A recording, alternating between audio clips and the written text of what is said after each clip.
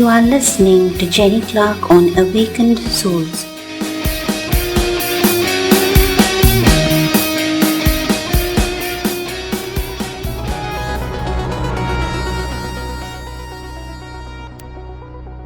Today we have a very special guest from Oklahoma City, underground hip hop artist, MC, and lyricist Elizabeth Gray, a very multi talented lady who goes by the stage name VenomStayDrippin. In 2012, after releasing her first mixtape, Antique Monstrosity, VenomStayDrippin decided to venture off and break new ground. Elizabeth then went on to receive the title for Best Female Artist at the Street Music Awards. Let's welcome on Miss Hello, Elizabeth. how are you? I'm fine. How are you doing? I'm good. I'm great. I can't complain. It's hot outside, but that's okay. Oh, welcome to the Awakened Souls podcast. And could you tell us a little bit about your life and work and how you got started in the line of work? Yeah, absolutely. So I first started doing music when I was really young. I always wanted to be a singer, but I was always too scared to sing in front of people. So I decided that I would try to rap instead. And I always listen to rap music. I have an older brother who's 10 years older than me, and so he put me on to a whole bunch of different artists. And I figured, since I like poetry and I like singing, maybe I could try this and it would help me learn how to be more comfortable singing in front of people. And after I started, writing songs and actually rapping, I found out that I really enjoyed it. And my brother, he listened to one of my songs that I had written, and he told me that I was actually really good. And so I just kind of went from there. It was mostly to help with anxiety and depression as a kid, because I was always more of like an artsy person, and I was in band in school and stuff, and it's always just been kind of an outlet for me. Wow. Yeah. Can you share your journey from that to how you are today, your growth as an artist in music and the people you worked with? Absolutely. So I've been making music since high school. I put my first mixtape out whenever I can't remember if I was a junior or a senior in high school, but I spent money I saved up to go, and get studio time. And so through that journey, I have learned and met a lot of people. I've worked with quite a few people. The biggest artist that I've worked with so far, his name is King ISO. He's one of my friends. I met him back in 2013. Is whenever we first got connected and we became friends. But yeah, it's been a very long journey, but I've stuck with it and I've progressed really well. It's been a lot of fun. It's something that I've always, really wanted to do, and I'm, being able to pursue that and make it actually become a career, is probably one of the biggest accomplishments I've ever had. That's beautiful. So who would you say is your inspiration in music as a rapper and as a lyricist as well? So I would probably say Tech Nine is my biggest influence, but I have other influences such as King ISO, Table the Truth, Marco Parks, King Cash. They're all my friends, and they really inspire me. I listen to my friends' music more than I listen to music, just celebrities' music. You know what I mean? People that are popular and stuff. I prefer to learn from people that I love and I care about. Their energy is amazing, and I've learned a lot from them musically and, spiritually and emotionally. They're very, very good people, and I feel like I want to keep that type of thing. I want to surround myself with those types of people, and it's really helped me a lot along the way. I've grown a lot since I've surrounded myself with them. So if you weren't in any other genre, would you have if you weren't in hip hop, would you have wanted to venture out into any other genre? Do you have any other genre that's a favorite with you apart from hip hop? Yeah, I have a huge soft spot in my heart for R&B. Like I said, I wanted to be a singer, and I'm kind of venturing out into doing more singing than I was. I'm getting more comfortable with singing in front of people and learning how to experiment with melodies and stuff. So if I wasn't a rapper, I would definitely be doing R&B. Oh. So, what do you say? What does success mean to you?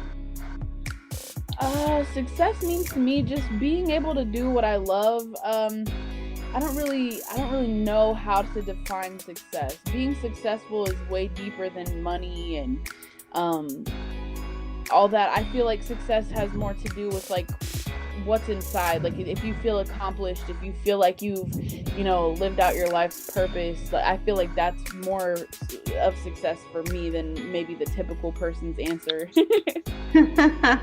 Okay. Is there any song that made you laugh or cry or invoke some kind of deep emotion and then you sat down to write something? Like something that inspired me to write something. Yes, or any song that made you really emotional? Yeah, so there's a song that has made me very emotional. There's a couple, more than a couple, but I'll narrow it down to one. So King ISO has a song called Adicious, and it's suicide spelled backwards. And in the song, he says, I never wanted to kill myself, just end a part of me. I never got a chance to heal myself, so now it's a part of me. And that inspired me to write a song called Drowning. He touches on mental health a lot, and it helped me become more comfortable talking about my situations and the things that I have been through. So Drowning is a song about addiction, not a firsthand perception of that, perspective of that. It's more of being the person who loves someone who has an addiction. There's a lot of people that talk about addiction in their music and, how they've struggled with addiction, but there's not a lot of people who have talked about loving someone who has an addiction and being somebody who's not an addict that loves an addict. And so that helped inspire that song. And it's one of my favorites. I think it's pretty much everybody's favorite of mine, at least. So, where do you usually, what is your favorite time of day to create? When you would like to? Nighttime is definitely my favorite time to create. The energy in the world is calmer. There's not a lot of stuff going on. There's not a lot of movement. And so I feel like I can really relax. I can, put my phone on silent and not have to worry about somebody calling me or, I really enjoy the nighttime because it's just a very peaceful time and, a time where I'm not having a whole lot of distractions. Okay, that's wonderful. Yeah. What does your music represent to you? I mean, is there any particular cause or any particular emotion that you like to sing about? Yeah, so I am really big on self-love. I'm on my own journey with that right now, and I feel like that's the direction my music is going, is mostly just like, telling my truths and helping other people know that they can be comfortable with themselves, they can love themselves. It's not as hard as people think it is if they put in the work. It is a journey. I mean, it's something that takes time and healing and all that, but that's the direction I'm going in now for my music, because I want to be a positive influence on other people. I don't just want to talk about things that don't matter. I want to have a voice for people who don't have one. That's beautiful. Thank you. You're welcome. Does being from Oklahoma affect your work? Yeah, I feel like being from Oklahoma is kind of difficult because there's not really a path that was created before me as far as like somebody making it out of Oklahoma in my genre. So like, we're big on country music here and things like that. But hip hop isn't one that's really, gotten a chance to shine here. We have one other artist that's kind of getting big right now. He goes by Gang Tai June.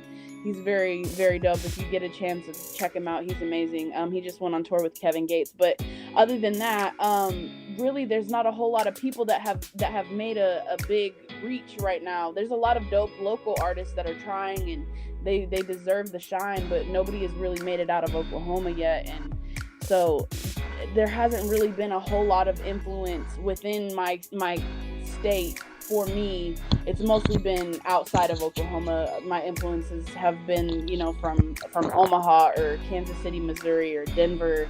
Those are usually where the people that I listen to come from. What do you think you feel? What's integral to the work you do as a rapper?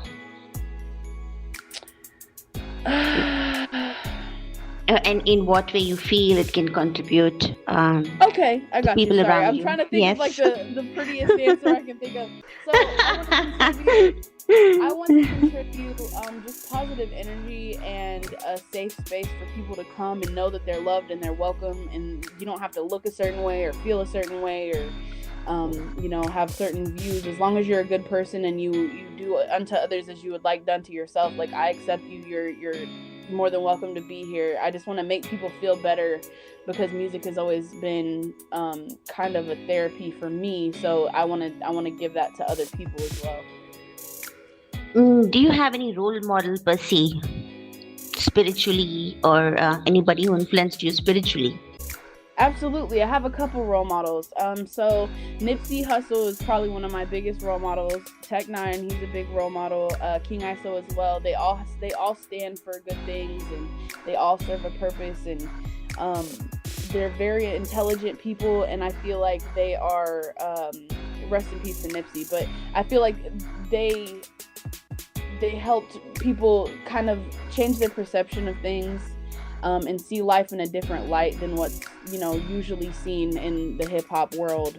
There's a lot of negativity that comes with that, and there's a lot of negativity that's promoted in hip hop, and I feel like they have done a lot to kind of just create a new view on things and let people know that it's okay to be themselves. It's okay to talk about your problems. You don't have to be superficial or materialistic. You don't have to have a whole lot of money to be cool, and so I feel like they're very very wise, and they have an amazing message, and I kind of want to help keep that going. That's usually who I look to whenever I'm looking for guidance. Okay, I'm going to ask you some personal questions now. Okay, absolutely. Let's make it fun. Do you have love interest in your life, or did you have somebody in your past you loved very much and that were your muse? Absolutely. Absolutely. Yeah. I Okay. definitely we're just friends now, but I definitely did. He taught me a lot. It's hard to explain. It's one of those things. It's one of those once in a lifetime things, and I don't know if we were meant to be in a relationship or if we were just meant to be friends, but we definitely are twin flames, and we definitely bring out the best in each other. So I've definitely created a few things, with him as the main focal point of that. You know what I mean? Yeah, I have a twin flame too, so I understand. Yes, absolutely. Yeah, it has its ups and downs, but it's a beautiful It feeling. does. Yeah. It does. And I wouldn't trade it for the world, even though it comes with its difficulties. I feel like whenever you find that person, you tend to love them unconditionally, and yeah, you have to set boundaries, but I don't think that there's anything in the world that could truly make you hate your twin flame. You know what I mean? Because you know that's a bond that you won't ever get again. Yeah, so when you're with your soulmate, the growth you have and I think they're there in your life for a reason. So yes, that's beautiful. Yeah, absolutely. What's your favorite childhood memory, if you have one? Oh, Maybe. I was just thinking about this at work today. That's crazy. I started tearing up at work when I was thinking about it. But my favorite childhood memory would probably be on weekends. My mom would clean the house, and we'd always listen to music. And every time that we would listen to either Fleetwood Mac, Aretha Franklin, or Al Green, and whenever one of our favorite songs from whatever song or whatever artist she was playing would come on, she would always stop, and we would dance in the living room together. And I always remember that being my favorite part of cleaning, because I absolutely hated cleaning, but my mom made it fun for me by helping me get motivated and dancing with me in the living room. And I kind of feel like that's where my love for music started, because I can remember going back to maybe like 5 years old and just remembering dancing with her in the living room. Oh, wow. Yeah. How would your parents describe what you do if they were asked that? So it's funny. I Are they didn't proud think. of you? Yes, they actually are very proud of me. I didn't think that they were going to be at first. Whenever I started doing music, I kind of kept it hidden from them. Not because I wasn't confident in what I did. I was afraid that since it's not what they listen to, or they're, it wasn't in their generation, hip hop wasn't part of their generation, I didn't think that they would fully understand what I was trying to accomplish. And whenever I finally showed them my music and I started being a little bit more open about it, they were actually very supportive, and they always tell me they're proud of me, and they always go out of their way to make sure that they know what I have going on, and they try to be a part of it as much as they can. Wow. What's the best compliment you've ever gotten as a rapper? Ooh, the best compliment I've ever gotten. That's a hard one. So there's a lot of people. I've listened to music. It's like beautiful. Yeah. Yeah. So I think the best compliment I've ever gotten is people telling me that I'm the best female artist or female rapper that they've ever heard. That's a big compliment to me because there's so many amazing female artists out here. So I would say that's probably my favorite. Wow. Have you done any other work besides being a rapper? Have you held any other jobs that kind of, motivated you to do more? And yeah, so I have been decorating cakes since I was 18. Whenever that was my first job, I worked at Walmart as a cake decorator, and then I moved my way up to Sam's Club, and then after that I started working for a bougie bakery slash grocery store here in the city called Uptown Grocery, and I finally left there in 2017, and I started my own cake business from home, and I did that up until COVID. So it was very successful up until COVID, and then it slowed down due to that. But then I started working in the marijuana industry, from doing medical marijuana, making suckers and candies and stuff like that. And so that's where I'm at now, and I still do cakes on the side. It's just not a full-time thing anymore. And I'm starting my own cannabis brand. So aside from music, I also do that as well. And I'm hoping to have, just different sources of income, and I have different passions. You know what I mean? yeah. Wow. If you could be remembered for one thing, what would that be? If I could be remembered for one thing, I would want to be remembered for helping people and changing their perspective and giving them hope to keep going. That's beautiful. If you could go back to your, say, your 18-year-old self, is there any piece of advice you would like to give yourself at the age of 18? Absolutely. So if I could go back, I would say learn to say no, learn how to set boundaries, and don't be afraid to be yourself, because at the end of the day, it really doesn't matter what other people think about you. As long as you're okay with yourself and you love yourself, that's all that matters. Yeah, very true. I'm curious, what is your zodiac sign? I am a Sagittarius. Okay, I should have known that from your lyrics. Oh yeah, so it's funny. Yes. My all three of them. I always forget them, but my top three is all Sagittarius. Oh. Yeah, it's crazy. I didn't know that. I didn't know. You want December when? Do what? December when? No, it's November 24th, so I'm right on the cusp of Scorpio and Sagittarius. Oh wow, you have a very lucky number, 24. Yes, I always thought so too. I never really understood why it was lucky, but I've always liked seeing my birthday numbers. So it's 11/24. That's like, I don't know, it just always looks special to me. Okay, 24 is ruled by Venus, and okay. The number 24 stands for love, success, and money. All right, well, I'll take that. Okay. What is your biggest pet peeve about yourself that you would like to change if you feel you want to change, or you have any pet peeves that you want to change the world around you? Either way. So a pet peeve of myself, I think I'm far too hard on myself. I always pick apart everything until it's perfect, and I have an issue with just never thinking that I'm enough, or never thinking I'm working hard enough, even if I'm giving everything that I have, and I'm spreading myself so thin that I can't hardly, get anything done. But I feel like if I could take that back and just, see myself in a different light, or from a different person's point of view, I would understand, like, I am working, I am good enough. That's just something I've always struggled with, and it drives me insane about myself, because I can never just be satisfied with something. I feel like I have to keep working harder at it. I understand. We all have that. Absolutely. Would you consider yourself as an introvert or as an extrovert? I would say I'm an extroverted introvert, because some days I'm not introverted, but a lot of times I do like to be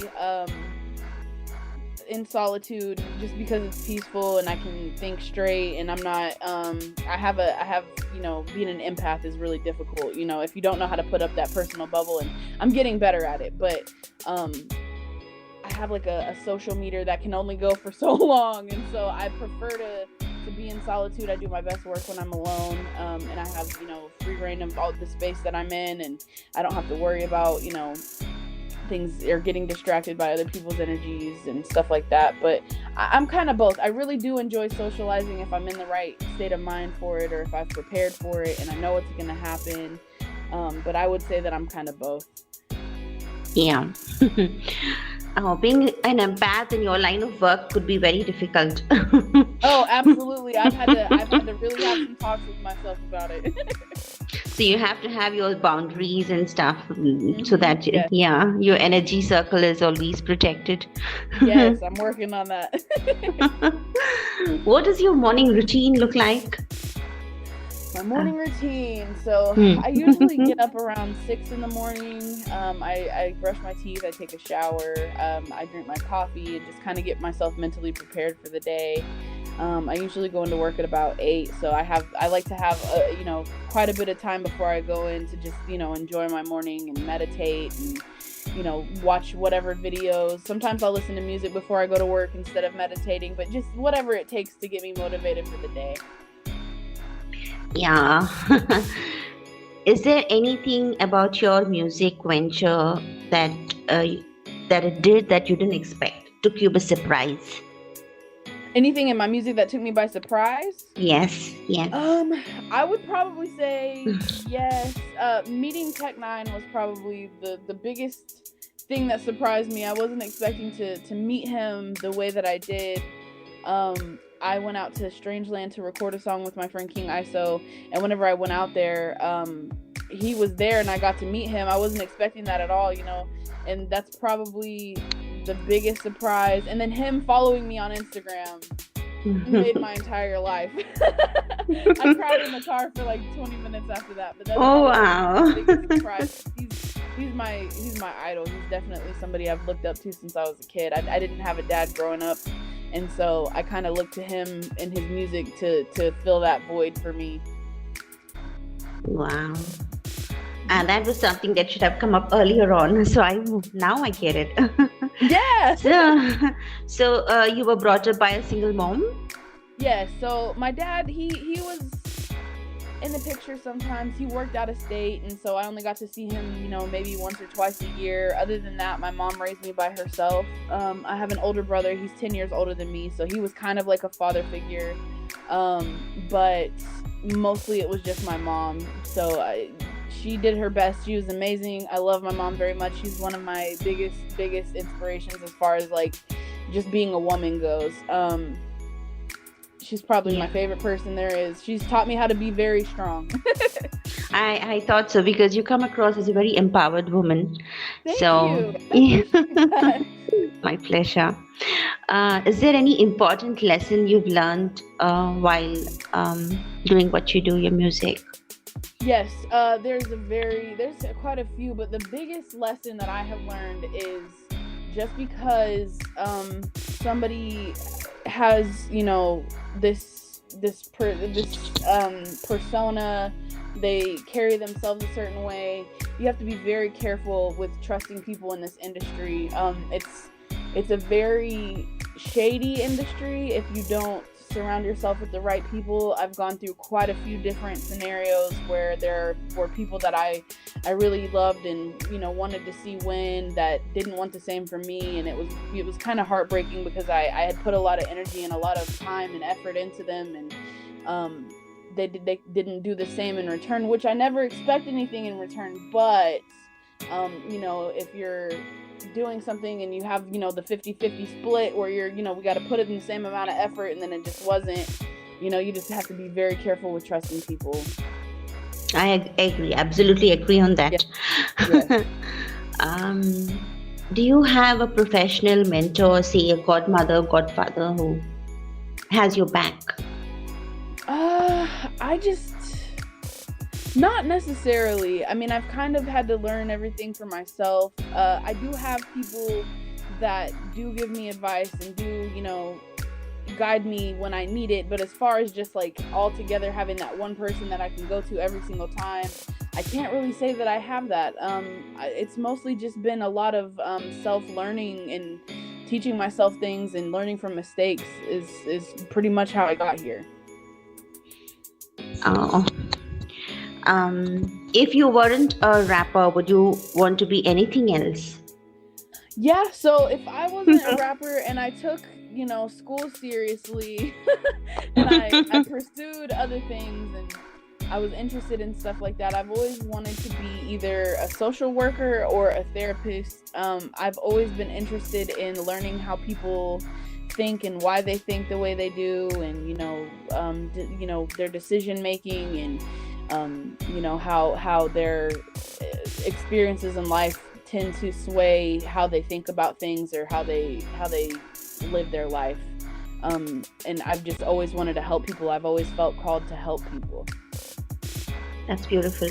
Is there any tool or any kind of help that young rappers should use? You have any advice for wannabe rappers and people who are just coming up? And yeah, absolutely. So if you are an artist who is just now coming up and you are trying to figure out what to do or where to go or how to start, I would suggest watching YouTube videos. YouTube is free. It's literally, you can find anything you want to learn on YouTube. So I've learned how to produce beats. I've learned how to record, mix, and master. I've learned how to do all that through YouTube and through watching other people do it. I would suggest that you invest in yourself, buy your own equipment, you know, just save your money, tax returns, any extra paychecks, any extra side hustles that you have. You can get a really nice setup to start out with maybe a little less than $500 if you've got a computer. If not, it might be a little more than that. But I would say invest in yourself and learn how to do all that yourself, because you can learn your sound.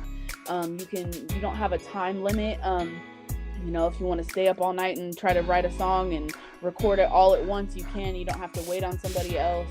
And just put yourself out there. Don't be afraid to do what you want to do. That held me back for a really long time, and I regret that, because I feel like I would have been way further had I not held myself back, overthinking that I wasn't going to be good enough or able to do what I do. I would just say that you've got to have confidence, and you definitely you have to go for it. yeah. Do you have anything special coming up, any event that you would like to share with my podcast listeners? Yeah, I have a few different things coming up. I have a show in Tulsa on July 22nd. At the Blackbird at Pearl venue. It's my first headlining show, so I'm really excited about that. And then I have a show in Omaha in August for the Four Winds Arts Festival. I'll be out there on August 13th.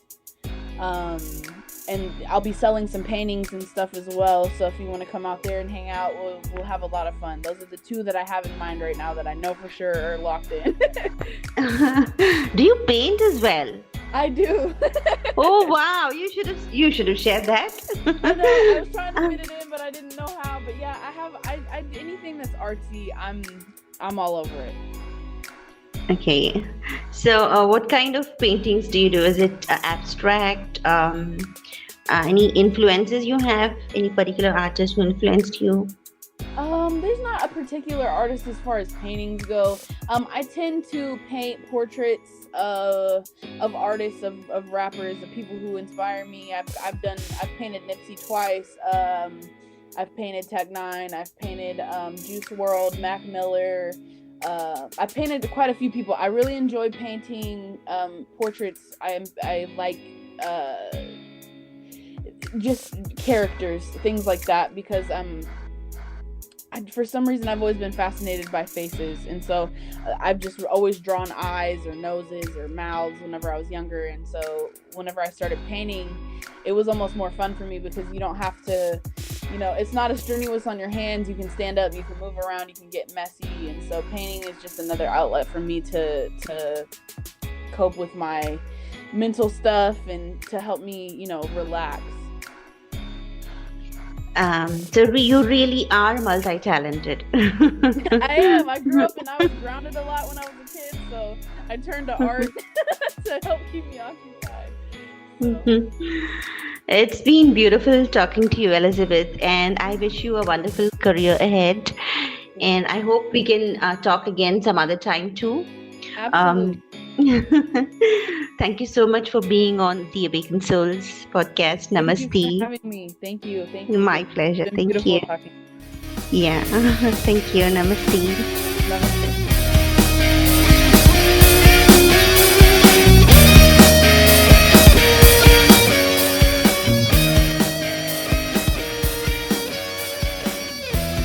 You are listening to Jenny Clark on Awakened Souls.